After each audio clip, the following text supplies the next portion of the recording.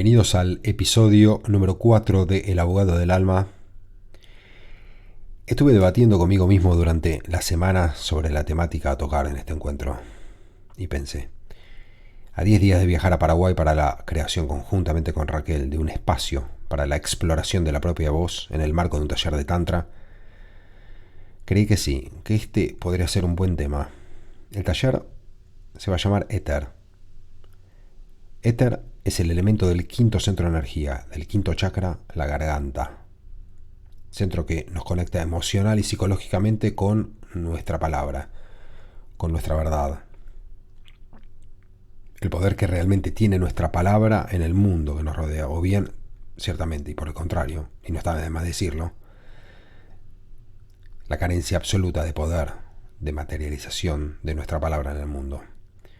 Este quinto centro está ubicado en un lugar muy interesante a nivel físico porque se encuentra justamente en el centro entre el corazón y la cabeza. Entonces a grandes rasgos se puede ver desde la distancia que la voz sale desde ahí y puede estar impulsada las más de las veces o por lo que sentimos o por lo que pensamos. Entonces, uno de los puntos interesantes para explorar, creo yo, es, por ejemplo, de dónde viene lo que digo. ¿De lo que realmente siento o de lo que pienso? O incluso de lugares más bajos aún. Y si viene de lo que pienso, ¿quién pensó lo que digo? ¿Lo pensé yo? ¿O lo pensaron otros por mí? Y en ese caso yo soy un mero canal o una onda repetidora. ¿Fui yo el que construyó con mi experiencia esa conclusión? ¿O fueron la sociedad, la cultura, mis antepasados, un maestro espiritual? Pero bueno, dejo esta imagen de la boca sacando sonidos provenientes de algún lado a dilucidar y paso a compartir dos circunstancias que sucedieron en la semana. Voy a ser breve. Por un lado, circunstancia número 1. El día martes me recomendaron leer un cuento de Kafka, el que de entrada, tal vez por el título, intuí que tendría conexión plena con todo esto. El cuento se llama Josefina la cantora. Por otro lado, circunstancia número 2. Socialmente vengo notando algo que se repite en los grupos en los cuales comparto y que me parece muy interesante explorar. A esta circunstancia, por cuestiones didácticas, la llamaré circunstancia de la semilla chía. Ya veremos por qué. Entonces, ahora bien, vamos al primer punto.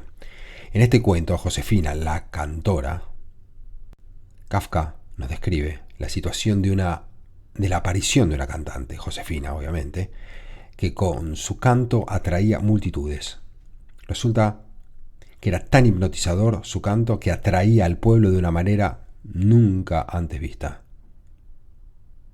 Kafka decía que era tan bello el canto de Josefina que hasta los sentidos más torpes no podían resistirla. Decía que en esa garganta resuena algo que nunca se había oído antes. Pero por otro lado, se pregunta el autor, ¿es canto, es arte o siquiera canto lo que hace Josefina? ¿No será, se pregunta el autor, tal vez un simple chillido? Y dice, si es así, que Josefina en realidad no canta, pero que chilla, esto refutaría el hecho de que es arte. Si es un chillidón es arte. Pero aún así habría que resolver el enigma de su gran efecto, de su éxito al atraer a tanta gente. Tal vez, supone el autor, admiramos en ello lo que no admiramos en nosotros mismos. O sea, durante todo el cuento no se sabe concretamente si Josefina canta, grita o chilla. Pero lo que sí se sabe es que su canto es particular. Lo que sale de su boca es único y que la gente se ve hipnotizada por ese mismo hecho. Ahora, voy a la circunstancia número 2, a las semillas de chía. Resulta que durante una reunión soy testigo del siguiente intercambio.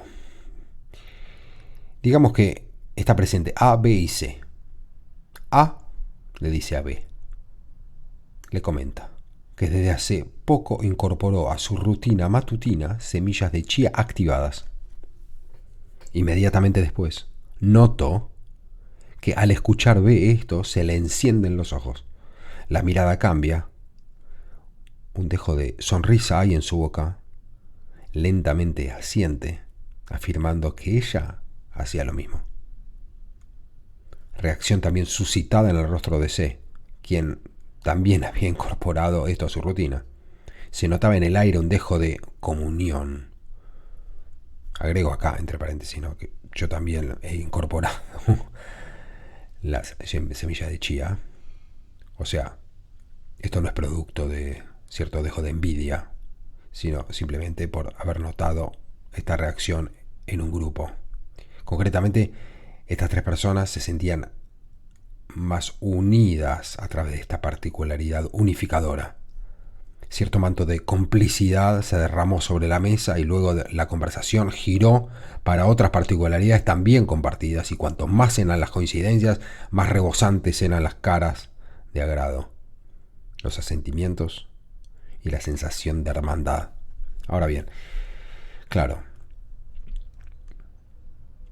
no es algo que recién noto ahora, siempre me ha llamado la atención este tipo de fraternidad a través de las coincidencias, de semillas de chía, de historias de ancestros compartidas, de hinchas del mismo club, de un montón de historias. Pero, ¿de dónde viene esto? De nuestra necesidad de identificación, de validación. ¿De dónde viene esa necesidad de apachurrarnos en las coincidencias con otros? Nos da sensación de cierto calor de hogar el coincidir con otros. Es producto de la necesidad de sentir ese grado de pertenencia. Son solo preguntas abiertas y es entendible que todos necesitamos como humanos ese calor. Ahora, por el contrario, ¿qué pasa si aparece otra persona que tiene alergia al chía? O peor, que dice que activar la semilla de chía es lo peor que a uno se le puede ocurrir. ¿Cómo reaccionamos? ¿Se iría esa sensación calurosa? ¿Desaparecería la fraternidad? ¿Nos sentiríamos incómodos en una mesa donde ciertas nimiedades no son compartidas? Me pregunto, ¿no es más fascinante y rico compartir con gente que no opina lo mismo, que no come chía por la mañana, que coman otras cosas, que traigan otras ideas, que nos contradigan, que nos interpelen? ¿O acaso no nos gusta que nos interpelen porque a veces nuestras verdades son tan frágiles que no vaya a ser que se aparezca alguien a quien le tenga que mostrar mis inseguridades? Si yo como chía porque me lo dijo otro y no experimento las bondades del chía, cuando aparezca otra persona y me diga que el chía es malo, ¿desde qué lugar puedo sustentar mi verdad? Si mi verdad es una verdad fruto de un proceso serio, de una convicción a través de la experiencia, ¿qué me importa a mí si el otro opina diferente? O sea, si yo lo respeto y él me respeta, ¿no es genial sentirse hermanados en la diferencia? ¿O solo puedo sentir cariño si me dan lo que yo creo que necesito? O sea, aunando un poco todo esto, pienso, tal vez, el hecho de no explorar la voz propia, el no dedicar tiempo a esa empresa sagrada, diría, y tan compleja como fascinante, esto, el no hacerlo, puede derivar, por un lado, como en el cuento de Kafka, en el riesgo de quedar perplejos ante el canto de sirena de otra persona que, aún sin ser canto, aún siendo chillido, pero un chillido personal, nos hipnotiza por el hecho justamente de ser personal y por revelar algo que muy dentro nuestro deseamos, pero aún no conquistamos. O bien también, por otro lado, puede pasar que carecemos tanto de voz propia que cuando encontramos gente que opina igual, que dice lo mismo, que nos resuena en la cabeza, nos sentimos reafirmados. todas estas inseguridades que inevitablemente aparece el hecho de no conocer mi voz y ser un mero agente repetidor, todas estas inseguridades necesitan reafirmación. Y cuando aparecen voces parecidas nos deleitamos, y cuando otras se nos oponen nos volvemos animales furiosos. Me pregunto, en este contexto de preguntas que es este podcast, ese animal furioso, esa furia, ¿no será la reacción, no será el veneno, que es el alma de la inseguridad? O sea, el veneno resultante de la terrible necesidad de cargar con esas inseguridades. El veneno que se esconde dentro de la certeza, eso sí, tenemos certeza de que lo que pienso y digo es comprado, es prestado. Y no es producto de una verdadera exploración personal. Bueno, tanto una cosa como la otra, es decir, por un lado el hecho de seguir ciegamente líderes con voces chillonas, por el simple hecho de que la inexistencia de nuestra voz nos hace adular a otros, o bien por el hecho de buscar el calor de otros que opinen lo mismo, o tal vez ladrando a quienes no lo hagan. Estas dos particularidades, a mi entender, son fuente de situaciones dramáticas a nivel social, a nivel macro. Y son, a mi entender, repito, muchas de las veces el producto del simple hecho de no indagar en la voz propia, que en definitiva puede aparejar horrores a nivel social. Por eso, el que indaga, el que busca, el que quiere saber su verdad, debe ser considerado como, en definitiva, un aporte a nivel social. Es como un héroe en estos tiempos de repetidores y seguidores. Y por otro lado, el que busca sinceramente su verdad no necesita tampoco imponerla. El que compra las verdades ajenas, creo que sí, porque necesita reafirmarlas. Y creo, ya para terminar, que el que abre la boca para dejar pasar las verdades de otros, de supuestos maestros, líderes, ancestros, el que deja pasar esas verdades, que pueden ser verdades, pero sin pasarlas por el filtro de la propia experiencia, pueden ser verdades para otros. El que hace esto tiene, en definitiva, la boca cerrada. O sea, aunque abre la boca y de su boca salgan sonidos y repeticiones, su boca en definitiva está cerrada, así como su espíritu.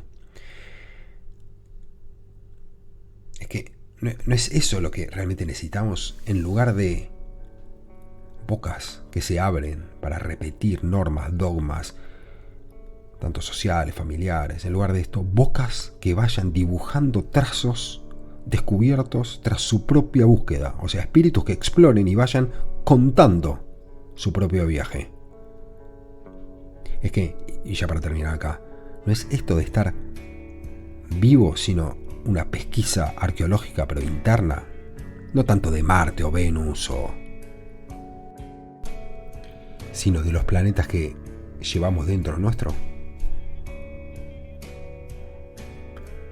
Por otro lado, ¿podemos realmente conocer Venus o Marte si no nos conocemos a nosotros?